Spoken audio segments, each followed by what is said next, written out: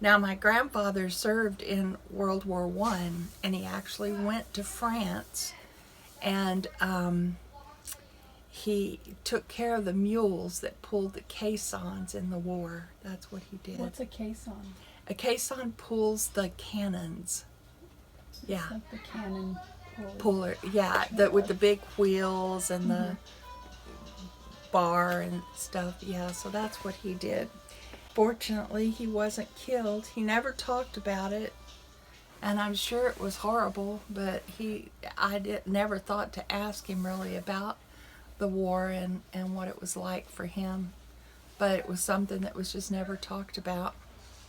So my grandfather, he was a real sweet, quiet man, very quiet, and they didn't get very good television there. I think they only got like one channel. Of course, when I was a kid, we only got 3, but 1 is even worse than 3.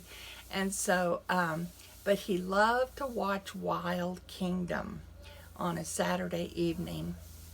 So I was in the living room sitting next to him, and Wild Kingdom was on, and they were showing animals from Africa, and he was like, you know, I'd really like to see those giraffes. They are so fascinating. Their necks are so long, you know.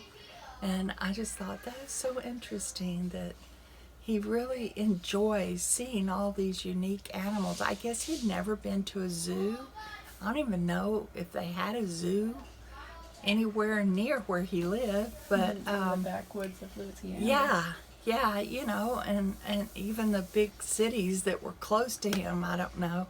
But at that time, anyway, he was really fascinated by those animals.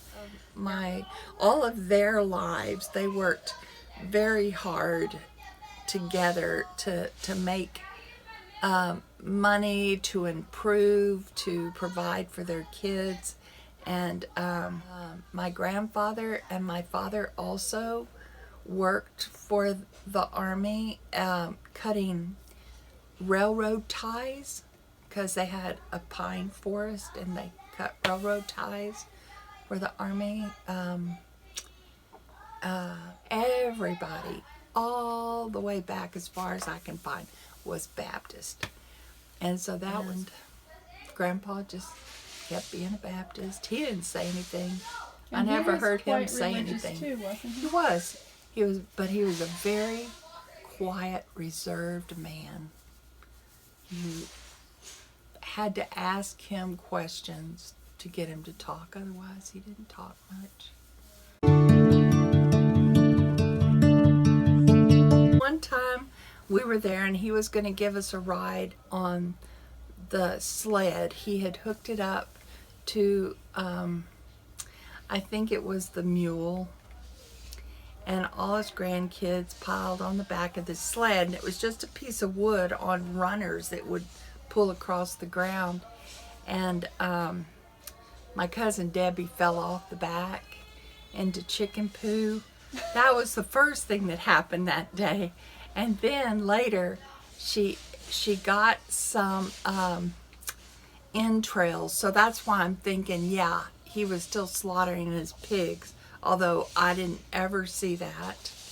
But she was running around the yard pulling these entrails behind her, you know. And was she really little? yeah, she was. But we're all like, Debbie, gross, ah, you know.